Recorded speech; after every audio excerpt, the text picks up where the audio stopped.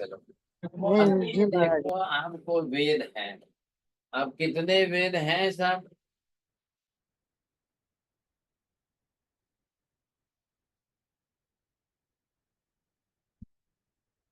जैसा कि वैदिक दर्शनों में अपनी तरह से उन्होंने स्पष्ट किया है। अब उस स्पष्टीकरण के अंदर आपको ही यहाँ पर ये ख्याल आ जाएगा कि इन्होंने जिस तरह से जो वेद माने हैं चार, यजुर्वेद, ऋग्वेद है, यजुर्वेद है, अथर्ववेद है और सामवेद है। जैन धर्म के अंदर जैसे कि आपने देखा 45 आगम शास्त्र है। अब ये आगम शास्त्र, इनके यहाँ पर ये वेद शास्त्र है। हमारे यहाँ पर ऐसा नहीं कि भी एक आगम वाले, दो आगम वाले, तीन आगम वाले, चार आगम वाले, ऐसा विभाजन जैन धर्म में नहीं है। लेकिन हिंदू धर्म में यहाँ पर एक वेद को मानने वाले ख्याल है वो वैदिक बोलेंगे। दो वेद मानने वाले द्विवेदी, ऐसा उन्होंने अपनी तरह से नाम देकर व्यवस्था की है।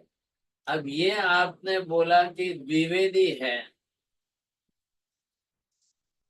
तो उनको जो है ये दो वेद अपनी तरह से अपने मान्य है या पढ़े हुए हैं या पढ़ते हैं या जैसी भी उन्होंने धारणा बनाई। अब इधर क्या है, तो तीसरे आएंगे त्रिवेदी। अब ये जो बनेंगे ये त्रिवेदी बनेंगे।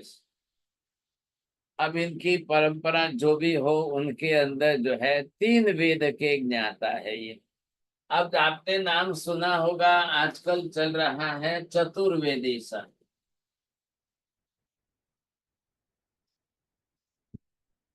अब ये चतुर्वेदी मतलब चार वेदों का अध्ययन करने वाले। ये त्रिवेदी तीन वेदों का अध्ययन करने वाले, द्विवेदी दो वेदों का अध्ययन करने वाले, वैदिक जो है एक वेद में। पहले इनके आगम, ये जो आगम शास्त्र है, वेद मतलब क्या बोलते हैं मेहता जी, ख्याल आएगा? ये विद धातु से बना हुआ वर्ब से, वेद मतलब नॉलेज, ज्ञान, खजाना है ज्ञान का, ऐसा उनका कहना है। तो वहां पर उनके वेद शास्त्र ही है। हिंदू धर्म के अंदर चल रहे हैं वेद शास्त्र, जैन धर्म में चल रहे हैं आगम शास्त्र, बौद्ध धर्म के अंदर त्रिपिटक, इस्लाम के अंदर कुरान और क्रिश्चियन लोगों में बाइबल, ऐसे उनके जो हॉली स्क्रिप्चर्स है, ये इनके नाम हो गए साहब। हॉली स्क्रिप्चर जो जैसे बोलेंगे बताएंगे वैसे इनके नाम है। इन हिसाब से अब जो ये वेद पढ़ते हैं, अब यहाँ पर आप ऋग्वेद देखिए, या ऐसे जिन वेदों के अंदर इन्होंने भी दो विभाग कर दिए, ब्राह्मण विभाग और मंत्र विभाग, ऐसा कर दिया है। अधिकांश जो है वेदों के अंदर आपको मंत्र मिलेंगे साहब, अलग अलग प्रकार के कई मंत्र मिलेंगे। और फिर उन मंत्रों के आधार पर कुछ मंत्र आपको देवी देवताओं के वाचक मिलेंगे। इस देवी देवताओं के वाचक मंत्र ये है, मतलब कोडिंग जिसको आप कहते हैं ना, कोड लगाकर, तो ये इनके लिए वाचक मंत्र है, ये इनके लिए वाचक मंत्र है। ऐसे अलग अलग अलग अलग प्रकार के मंत्र बनते हैं इनके। अब बात कहाँ आ रही है कि ये कुछ वेदों के अंदर जो मंत्र वेद हैं, उसमें से यज्ञ याग करके आहुति दी जाए और उसका धुआं ऊपर पहुंचता है, तो वो बताते हैं कि उस देवलोक के देवता प्रसन्न होते हैं। और वो देवता जो है अपनी तरह से आते भी हैं, मनोकामना पूरी करते हैं, दुख निवारण करते हैं, सुख प्रदान करते हैं, ऐसी काफी धारणा उन्होंने बना रखी है। तो ये जो धारणा जिसकी जिसकी जिस प्रकार की है, समझे कि नहीं। अब यहाँ पर आप देखेंगे, यहाँ ये मौर्य स्वामी जी, इन्होंने जब वेद पढ़े, अब ये जब वेद पढ़ रहे थे, वैसे मैंने आपको बताया 11 ही पंडित जो है सब ने अपनी अपनी तरह से, अब जो वेद पढ़ते समय कहाँ पहले स्टेटमेंट क्या आया और फिर दूसरी जगह पर उनको उससे कॉन्ट्राडिक्टरी स्टेटमेंट कैसे मिला? आ रही बात ध्यान में?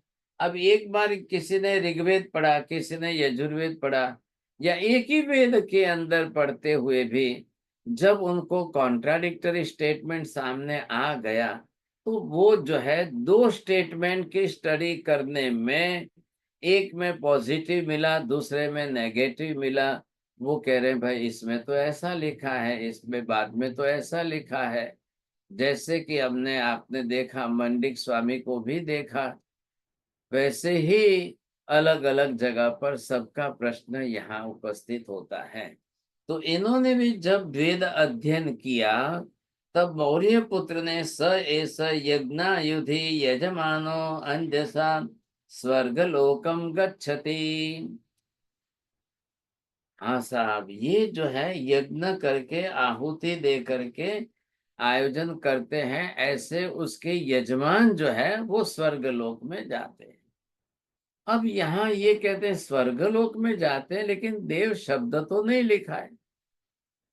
अब स्वर्ग में जाने वाले को स्वीकार करते हैं, तो स्वर्ग में कौन जाता है, कौन रहता है? वहां मनुष्य रहेंगे, या दूसरे कोई पशु पक्षी रहेंगे, या दूसरे किसी रूप में जाते हैं?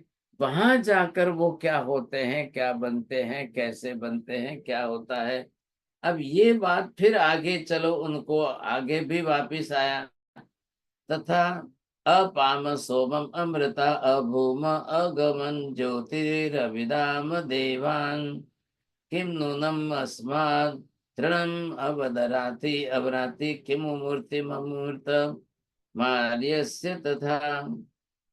अब यहाँ पर ये शब्द आया, तो एक जगह पर कहीं देवान ऐसा शब्द भी आया। अब ये पढ़ते पढ़ते इनको क्या लगा कि यज्ञ ही जो है एक बड़ा साधन मात्र है, तो यज्ञ करने से यजमान जो है वो स्वर्ग लोक में जाता है। तो आपको जब भी कभी मौका मिल जाए, तो मेहता जी कहीं से पुस्तक लाकर या ग्रंथ लाकर वेद का अभ्यास करना, पढ़ना, तो ऐसे ही बातें वहां बहुत प्रकार है। आप जैन धर्म के अंदर जैसे सिद्ध चक्र पूजन, ऋषि मंडल पूजन, विश्वस्थानक महापूजन, फिर ये पूजन वो पूजन, ऐसे जो अलग अलग पूजन है, वैसे इनके यहाँ अलग अलग यज्ञ याग है, होम हवन।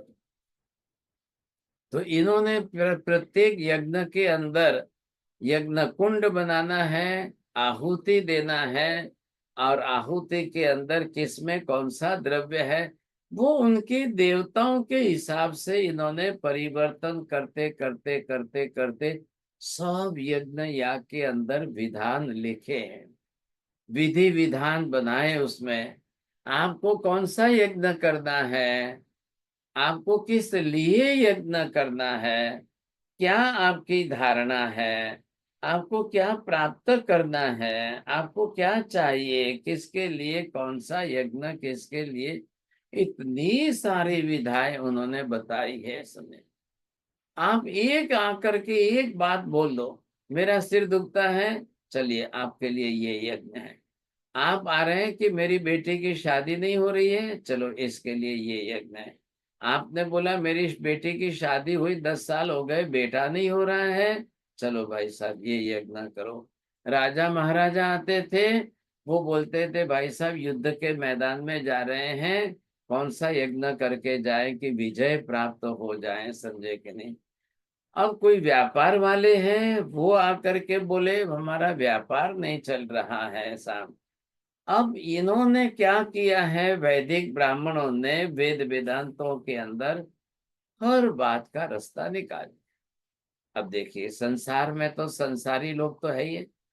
अब गृहस्थ जीवन के अंदर सबके जीवन में सुख दुख तो रहने ही वाला है, कम ज्यादा कम ज्यादा कम ज्यादा, जो जिस तरह से रहेगा। इधर आपको क्या समझना है कि जैन धर्म के अंदर ये यहाँ पर जो है जैन धर्म का नियम आया। अब यहाँ पर भी जो है इन्होंने कोई यज्ञ या होम हवन इनकी बात नहीं की, जो जिसको ये मान्यता दे रहे हैं, ऐसी कोई बात यहाँ जैन धर्म में नहीं की। तो यहाँ पर जैन धर्म के सिद्धांत के अंदर पहली बात कि यहाँ इन्होंने आपको कैसे यज्ञ, याग जो है, अब इसी के अंदर होम है, इसी के अंदर हवन है। अब इन्होंने अपनी तरह से हवन की विधान में आहुति देना है। अब इसके साथ में इनके मंत्र जो चलते हैं सब, तो इन्होंने एक सारी व्यवस्था बैठा दी है वैदिक ब्राह्मणों ने। तो वहां पर इतने सारे यज्ञ याग है, इतने प्रकार के यज्ञ याग है, इतने जात जात के यज्ञ याग। आपने कभी जो है जैसे उत्तराध्ययन सूत्र, आगम शास्त्र, भगवान महावीर स्वामी की अंतिम देशना अगर सुनी हो तो आपको ख्याल होगा, कई जगह पर महावीर को जब गौतम ने पूछा कि भगवान यज्ञ क्या है, याग क्या है, होम क्या है, आहुति क्या है, ये सब, तब महावीर ने सर्वथा निषेध किया। मैं बात कर रहा हूं आपको आज से 2500 साल पहले की। जब 2500 साल पहले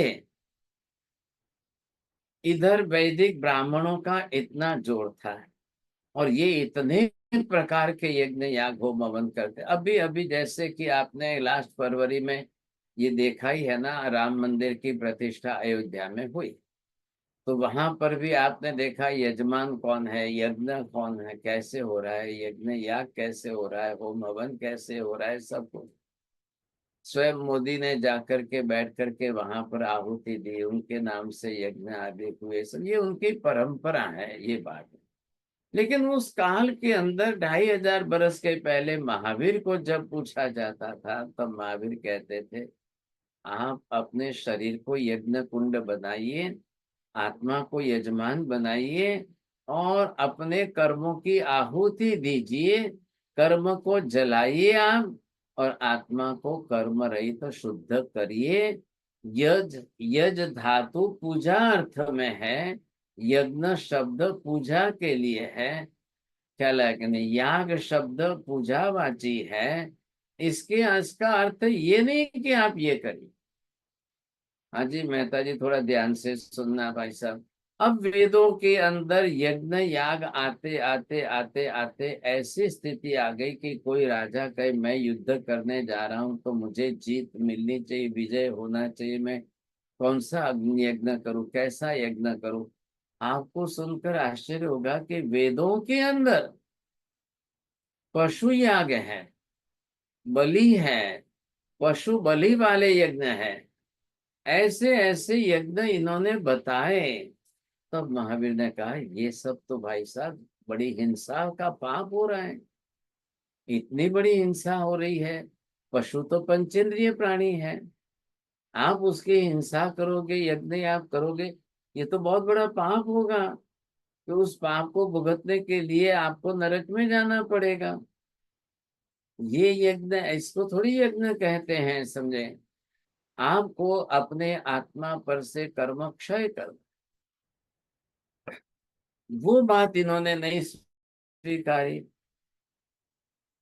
ये कहते हैं यज्ञ करने से पाप का नाश हो जाएगा और आत्मा स्वर्ग में चली जाएगी सर।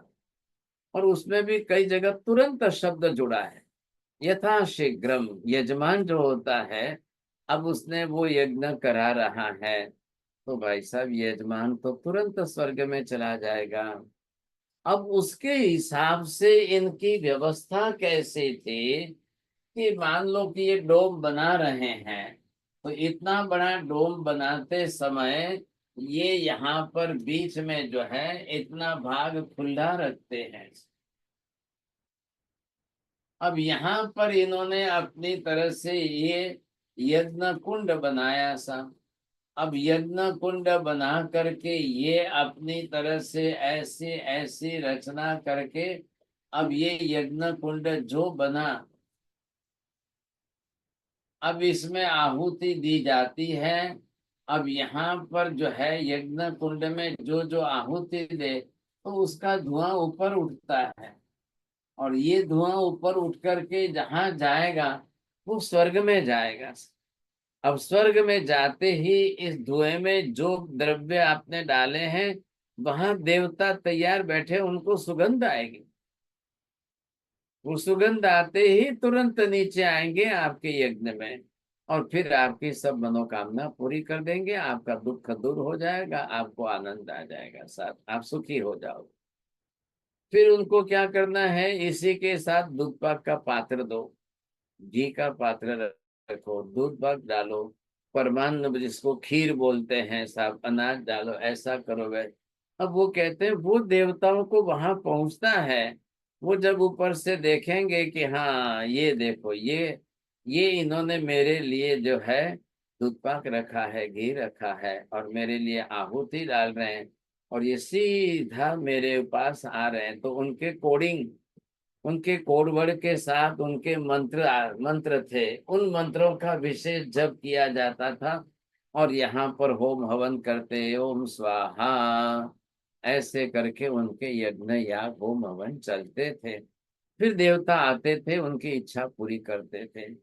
अब कुछ कुछ के अंदर पशु बलि दी जाती, जैसे आपके वहां पर कलकत्ता में महाकाली है, काली कलकत्ता वाली है, तो कुछ लोग आकर के दुर्गा को वहां अलग अलग प्रकार के बलि देते थे। कोई बकरा चढ़ाता था, कोई मुर्गा चढ़ाता था। आज भी परंपरा है, आंध्र में भी है, साउथ इंडिया में जाओ, तमिलनाडु में जाओ, उधर भी है।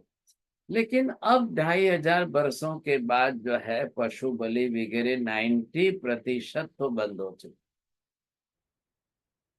90 से भी ज्यादा प्रतिशत। मेरी बात कर रहा हूं, मैं विहार कर रहा था आंध्र के अंदर, तेलंगाना और आंध्र में विहार करके हम जा रहे थे। तो ऐसा ही उनके कोई देवी का मंदिर होगा, हमको पता नहीं, लेकिन ले जाने वाले ने व्यवस्था हमारी की थी कि महाराज जी आप यहाँ पधारेंगे, ये देवी का मंदिर है, यहाँ पर आप रुकना और फिर शाम को वापस निकल जाना। तो अब किलोमीटर ज्यादा होते थे, हम ज्यादा चल नहीं पाते, कोई स्थान कुछ भी नहीं था आगे। उन्होंने बोला महाराज जी आपके लिए व्यवस्था यहाँ की है। अब हम गए, वहां बैठे हमने, इतने में जो है थोड़ी देर में वहां गांव के लोग आए, एक मुर्गा लेकर आए। हम वहां खड़े हैं, एक बाजू हो गए, हम देख रहे थे। अब उन्होंने वहां मुर्गा चढ़ाया रखा और फिर चाकू लेने गए लाए। अब हमने उनको समझाया भाई साहब क्या कर रहे हो आप। अब वो हमारी भाषा समझे नहीं और हम उनकी भाषा समझे नहीं, वहां पे तेलुगु तेलुगु बोलते थे। लेकिन हमने थोड़ा जो है हिंदी के अंदर उनको कोशिश की समझाने की, थोड़ी अंग्रेजी में समझाने की कोशिश की। ये बोले ये तो हमारा तो रोज का रिवाज है।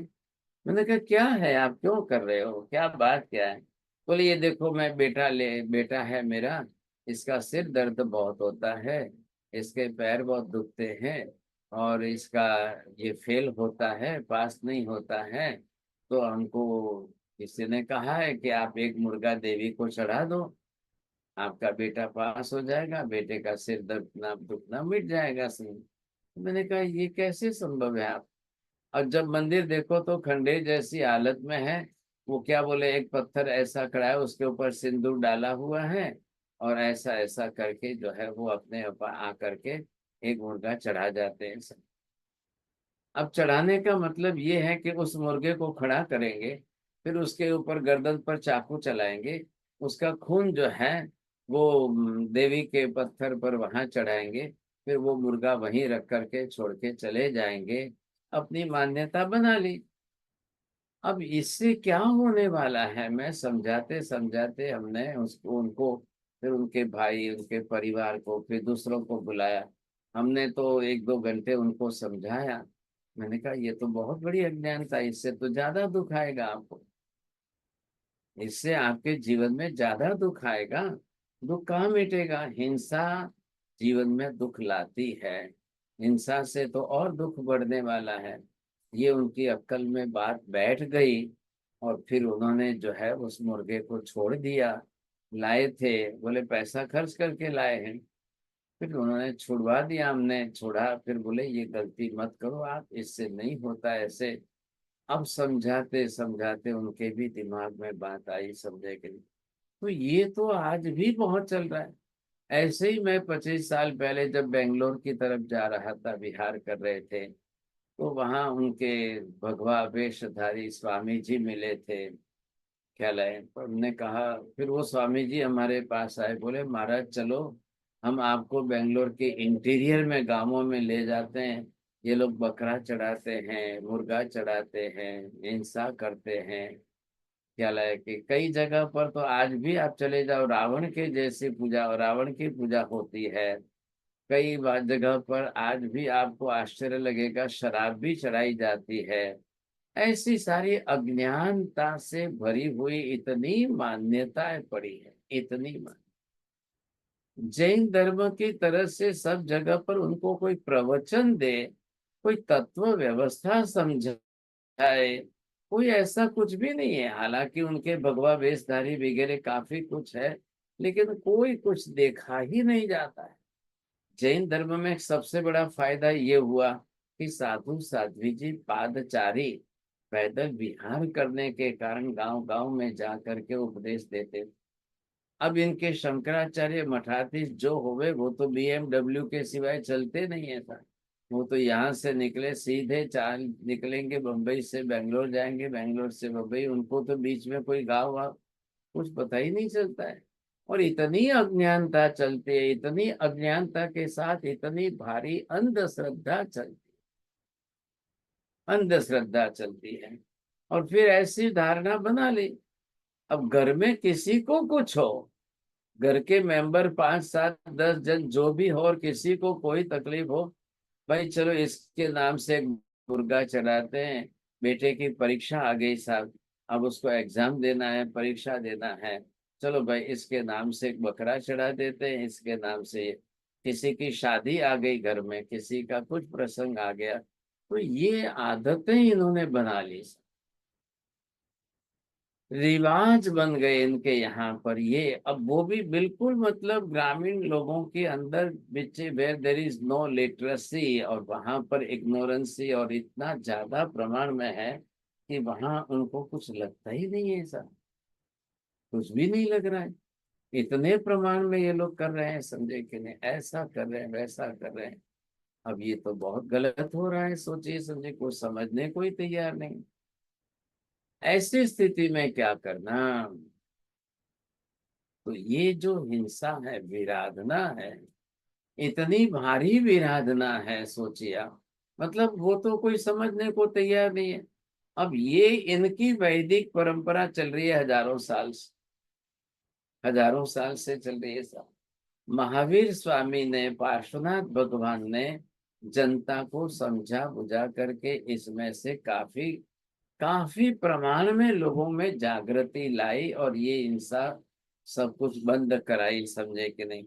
अब इतने प्रमाण में इनकी हिंसा होती है, ये अब इन शब्दों का अर्थ क्या बदलना। तो महावीर स्वामी ने उत्तरायण सूत्र आगम शास्त्र के अंदर इनके अर्थों में आपको यज धातु वर्ब जो है, उससे जो शब्द बना है, रचना हुई है, तो वो आपको पूजा अर्थ में दी है। अब पूजा किससे करनी है आपको? फल से, फूल से, नैवेद्य से। फिर जलाभिषेक से करते हैं, अभिषेक करना है, फल फूल नैवेद्य अर्पण करना है, ये पूजा पद्धति है। अब ये लोग जाकर यज्ञ याग होम हवन करते हैं, ऐसी परिस्थिति है। हम लोग विहार करते करते एक जगह पर गए, तो ऐसी जगह पर हमारे हाईवे पर कोई एक वैसी व्यवस्था की उन्होंने, और वहां मंदिर में जाकर के बोले ये बस ये मंदिर हमारा गेस्ट हाउस जैसा ही है। गांव के लोग वो भी जो है दोपहर को आके यहाँ सोते हैं, बैठते हैं, खाते हैं, पीते हैं, जुआ खेलते हैं, सब कुछ करना, मतलब मंदिर एक पूरे गांव का एक चौराया बन गया। उनके स्थान पर सब कुछ चलता है, करता है। हमको उतारा व्यवस्था वहां की। और युगानुयुग उस समय वो क्या, होली होली का कुछ दिन था सब। अब ये गांव के लोग आए, अनपढ़ थे बेचारे, गंवार बकरा लेकर के आ गए। अब उनके कोई देवी का या जैसा जो भी मंदिर होगा, अब वो बकरा लेकर आए, हम लोग वहां उतरे हैं। हमने उनको समझाया, भाई साहब ऐसा नहीं होता, ऐसा करके आपको क्या फायदा मिलने वाला है। काफी कुछ समझाना पड़ा उनको, 2-2 घंटे बैठते हैं, समझाते हैं उनको, थोड़ा सिखाते हैं। क्योंकि जैसे कुछ लोग तो एकदम मतलब ये समझे कि बिल ट्राइबल एरिया वाले जैसे हो, ऐसी व्यक्ति वाले। अब कैसे समझाना इनको, कैसे करना, बड़ा मुश्किल मामला होता है, समझे कि नहीं। लेकिन इतनी उनकी अंधश्रद्धा गाढ़ होती है, मिथ्यात्व इतना भयंकर होता है, और समझ बिल्कुल नहीं होती है, ज्ञान ही नहीं होता है, कुछ भी समझने को तैयार नहीं है। बस सिर्फ उनको अपने सुख दुख से मतलब है, और अपने सुख दुख के सामने जो तकलीफ दुख आ गई, अपना दुख आया तो उसको कैसे दूर करो, और फिर जो है त्योहार आ गए, कुछ प्रसंग आ गए तो बस ये बलि चढ़ाना है, वो इसी में मानते थे। यहाँ पर भी मौर्य स्वामी जी इसी मान्यता को लेकर चल रहे हैं। तो इन्होंने पहले अध्ययन किया है वेद वेदांत का, और वेदों के अंदर कहाँ ऐसा लिखा है, कहाँ ऐसा लिखा है। इधर एक बार एक तरफ लोगों के अंदर जो परंपरा चल रही है, अंधश्रद्धा चल रही है। अब ये तो पंडित है ना, ये तो विद्वान ब्राह्मण विद्वान पंडित है। अब इनके मन में ये आ रहा है कि मैं कहाँ ये वेद पढ़ रहा हूं, तो कोई ऐसा तो आ ही नहीं रहा है, ऐसा कहाँ लिखा है, ऐसा तो कोई अर्थ ही नहीं बैठ रहा है, ऐसा कुछ नहीं है। अब ये अपनी तरह से पढ़ रहे हैं, सीख रहे हैं, कोशिश करते हैं, लेकिन इनको कोई सत्य सामने आ नहीं रहा। तो ये अपनी तरह से एक ऐसी धारणा बना ली, और इन्होंने अपने मन में एक ऐसी शंका स्थिर कर दी कि देवी देवता होते ही नहीं है। ख्याल आया? ये मैंने आपको थोड़ी बैकग्राउंड बताई, इंट्रोडक्शन। भाई देव वगैरह कुछ देवी देवता होते हैं क्या, होते हैं क्या? तो मौर्य स्वामी जी ने बोला कि मैंने इतनी लाइफ में तो कभी देखा ही नहीं है। आते हुए भी चलो, स्वर्ग कहाँ है, अब स्वर्ग क्या है, स्वर्ग शब्द का अर्थ क्या करना है। अब जो स्वर्ग है वहां देवी देवता रहते हैं, या जो देवी देवता है उनका निवास जो हो उसी को स्वर्ग कहना है। क्या कितने प्रकार के देवी देवता हैं, सभी स्वर्गवासी ही हैं। और हमारे लिए जो स्वर्गवास शब्द का अर्थ बैठाया जाता है, आप क्या अर्थ बैठाते हैं चौड़िया जी स्वर्गवास के लिए? स्वर्गवास का हो गया मतलब कि सुख का स्थान हो गया। आप अपनी परंपरा में स्वर्गवास शब्द लिखते हो जी महाराज साहब, तो क्या? वैमानिक दिलों को क्या। अरे भाई इधर उधर की बात मत करिए ना, ये नहीं बोलेंगे, सही नहीं बोलेंगे। बोलिए संजय, संजय जी आप क्या लिखते हो? स्वर्गवास यानी मृत्यु होगी सर। हाँ ये देखो, आप वो सीधा वैमानिक और इधर उधर जा रहे हैं। अब इसका अर्थ क्या लिखना क्या? अब बताइए शुभ जी, जैन जी आप बोलिए। हमारे पिताजी का, हमारे पिताजी का आगे क्या नहीं, लिखना है? हमारे इसमें पिताजी का। शरीर छोड़ा उन्होंने और दूसरी गति में गए। सर उपवास हो गए। अब जो भी जिसको जो लिखते हैं, प्रमोद जी आपके यहाँ कुछ रिवाज है लिखने का क्या? क्यों ऐसा क्यों कर रहे हैं? स्वर्गवासी लिखते हैं हमारा सब अधिकतर। अरे भाई लिखते हो तो उसका मीनिंग तो बताओ ना। कि हम यहीं से ठप्पा देते हैं कि वो कंपलसरी स्वर्ग में ही गए हैं। अच्छा ठीक है, मैं मेहता जी आप क्या लिखते हो आपके वहां पर? वो स्वर्गीय लिखते हैं। अरे भाई स्वर्गीय और आप स्वयं से। पहले फिल इन द ब्लैंक्स करो ना, मैंने फिल इन द ब्लैंक्स के लिए जगह छोड़ी है। हमारे पिताजी का, स्वर्गवास हो गया। हाँ ये देखो। हाँ जी जैन साहब आप क्या लिखते हैं, बड़े बुजुर्ग हैं, अनुभवी, देखो ये बताएंगे। आप क्या देव लिखते हैं? देवलोक गमन हो गया। देवलोक गमन हो गया। अब ये देहावसन हो आपको गया। किसने बताया, किसने कि आपके पिताजी का देवलोक गमन हुआ है, कि स्वर्ग में चले गए? अब आपने चोरडिया जी बोलेंगे हमारे पिताजी डायरेक्ट सीधे वैमानिक देव बन गए। अब ये जो है कि आपने कैसा अर्थ बैठाया और शब्द प्रयोग कर रहे हैं सब जगह। शब्द प्रयोग अब ठीक है, देश में समाज की अपनी अपनी भाषाओं के हिसाब से लोग शब्द प्रयोग करते हैं, लेकिन ये शब्द प्रयोग किसने किस अर्थ में किया है, किस अर्थ में कैसा शब्द प्रयोग आपने किया है, वो आपको ध्यान में है कि नहीं है, ये देखना है। तो यहाँ पर शब्द प्रयोग मात्र से चलेगा क्या, या शब्द प्रयोग का कोई अर्थ होता है कि नहीं? तो यहाँ पर जैसे आपने ये शब्द लिख तो दिया, अब लिख दिया तो इसके अंदर आपने क्या धारणा, अर्थ क्या बैठाया? आपका ही बेटा पोता आपको कोई पूछेगा कि दादाजी ये आपने शब्द जोड़ा है, अब ये शब्द प्रयोग आपने किया है, बोलिए पमी बहन जी, what is the proper meaning of this word?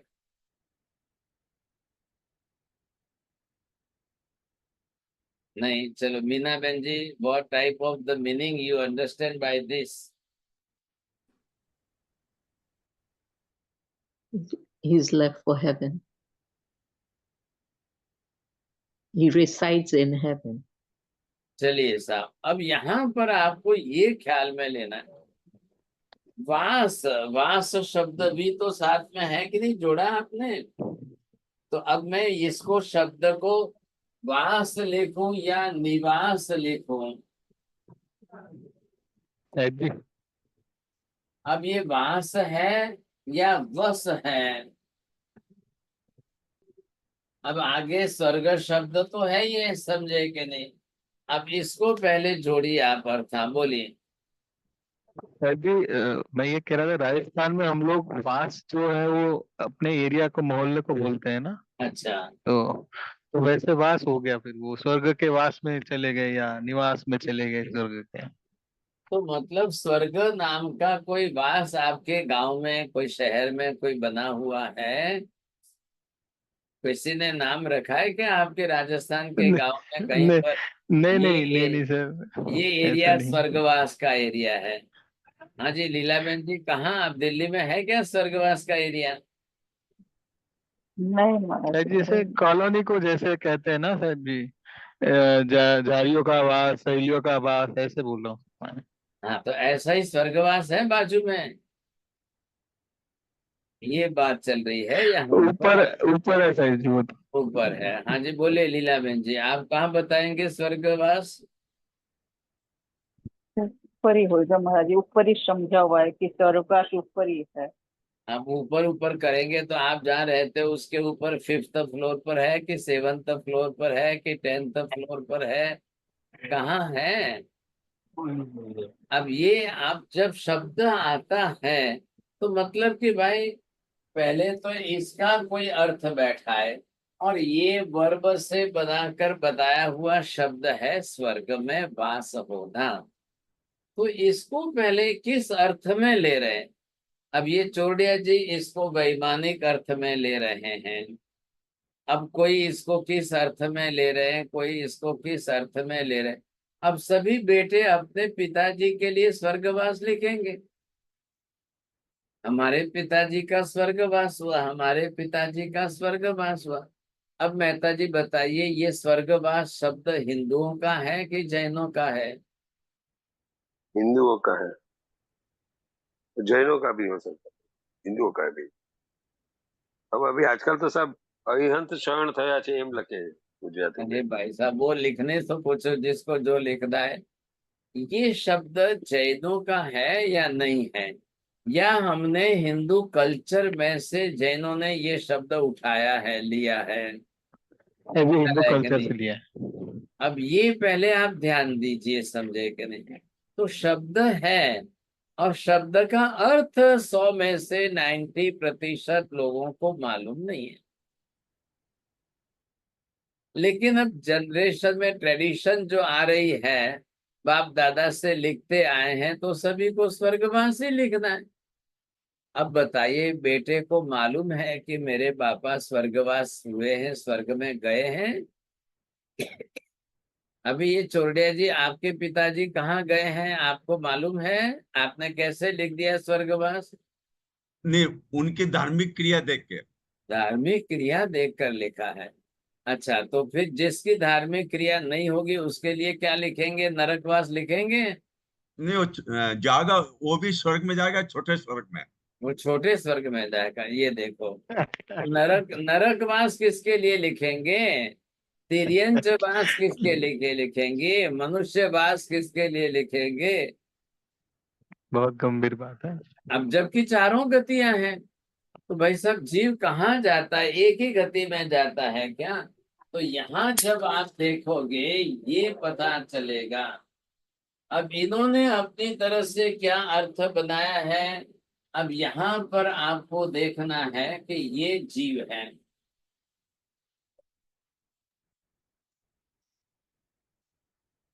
अब आप जीव बोलो, आत्मा बोलो, जो है जाना किसको है? अब यहाँ से आप निकले तो कौन किस दिशा में गए? अब ये आप देखेंगे कि यहाँ मनुष्य गति है, तो आपको लिखना पड़ेगा मनुष्य वास। लिख रहे हो आप? अब ये यहाँ कोई गया तब आप स्वर्गवास लिख रहे हो। अब इधर कोई जाए तो नरकवास आप लिख रहे हो। इधर कोई जाए तो तिर्यंचवास, या फिर आपको तिर्यंच शब्द नहीं लिखना है, अब पशुवास लिख सकते हो क्या? आप पक्षीवास लिखते हो क्या?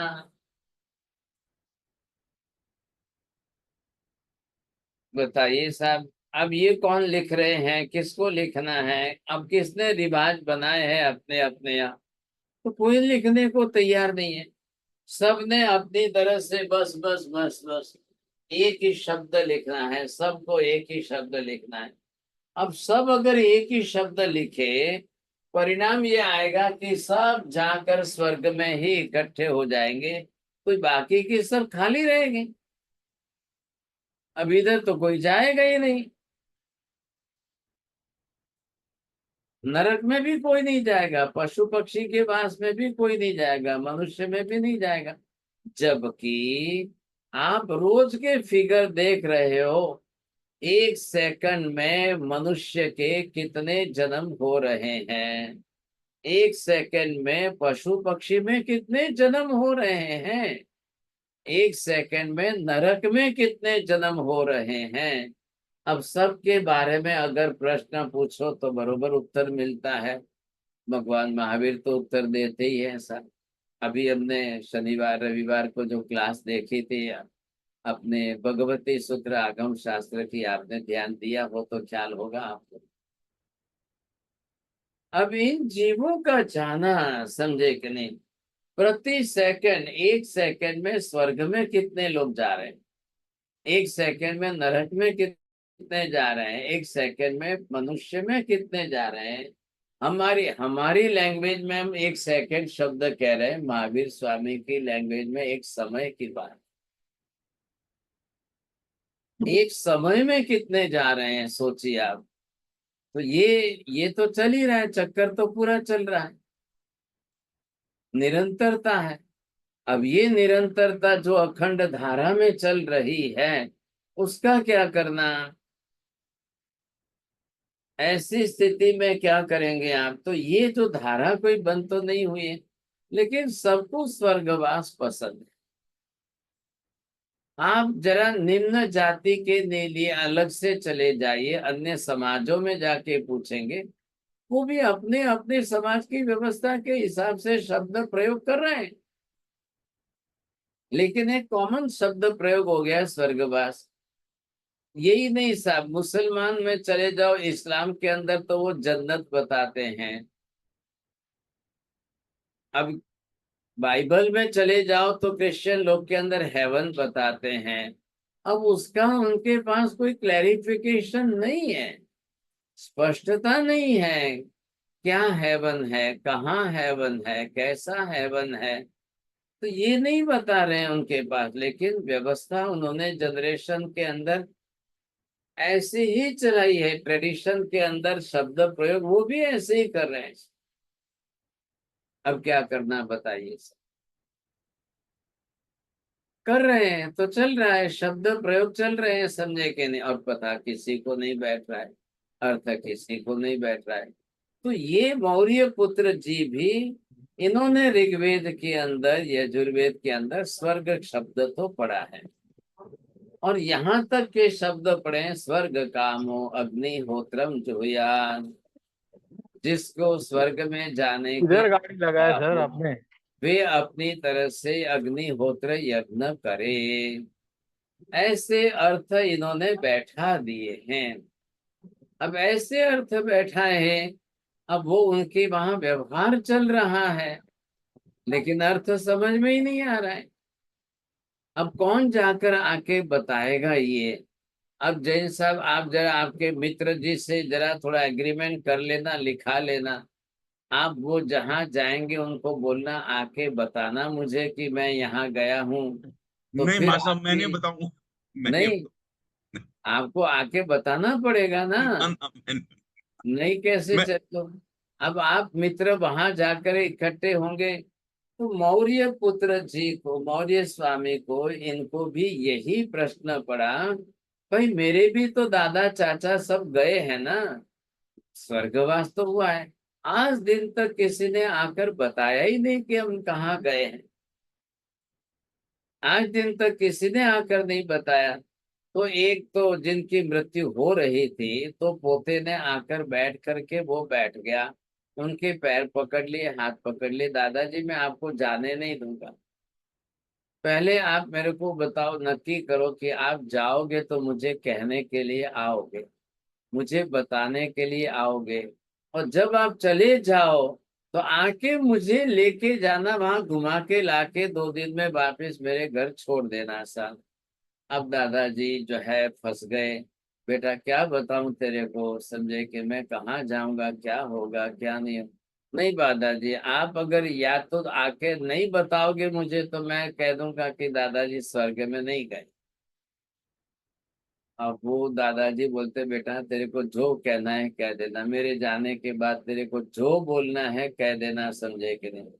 अब बताइए आप, मैं ये पूछता हूँ कि मरने वाले, जाने वाले वो बेटे को बताते जा रहे हैं कि मैं स्वर्ग में जा रहा हूँ इसलिए मेरे पीछे स्वर्गवास लिखना, या फिर जाने के बाद बेटे अपने लौकिक व्यवहार से स्वर्गवास लिख रहे हैं?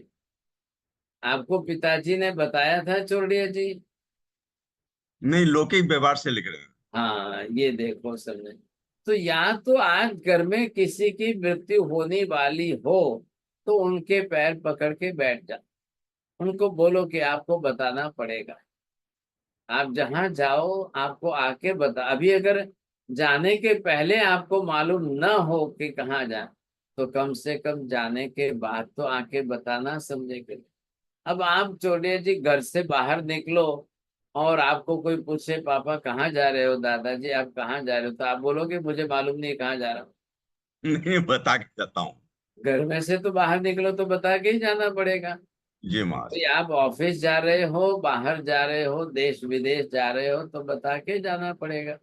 जी यहाँ माँ क्यों नहीं आप बता के जा रहे हो? कौन से पिता अपने पुत्र को, पौत्र को बता के जा रहे हैं कि मैं स्वर्ग में जा रहा हूँ?